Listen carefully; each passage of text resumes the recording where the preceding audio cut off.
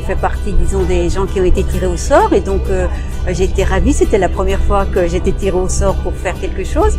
Et puis en plus de ça, j'ai l'impression, j'avais le sentiment que c'était un moment historique parce que cette convention, moi, je me replaçais comme au moment de la Révolution, c'est-à-dire faire partie de la convention, réfléchir à l'avenir de la France parce qu'on est à un tournant et ce tournant, il me semble important de le prendre et de sentir le moment historique.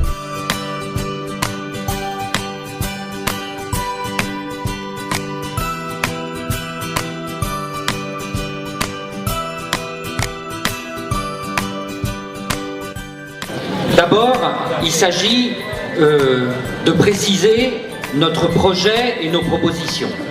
Donc moi je souhaitais insister et illustrer par mon intervention l'urgente nécessité du volet Une France zéro déchet en fait du programme L'avenir en commun.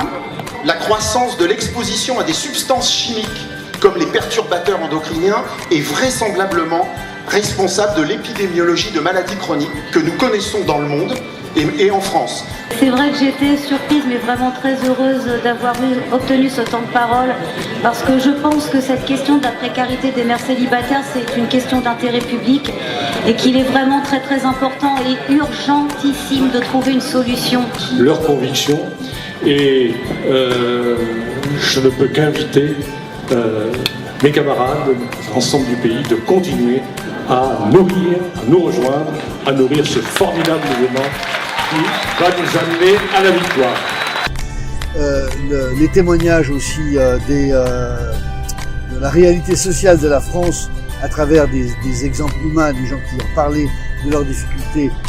Je crois que ça nous confronte un peu à la réalité d'une façon moins abstraite que ce qu'on peut lire dans la presse, ou même quand on croit qu'on est au courant, on ne mesure pas toujours la gravité de la situation sociale en France.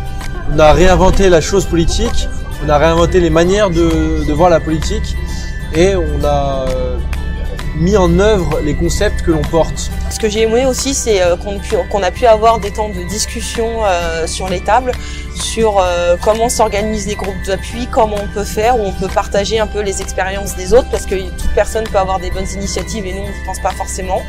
Et aussi, on a pu parler sur quelque chose qui est aussi très important, qui est sur les candidats et les candidates aux législatives. Si tous les Français pouvaient entendre ce qu'on a entendu, il y a longtemps que la révolution citoyenne serait en route et bien avancée.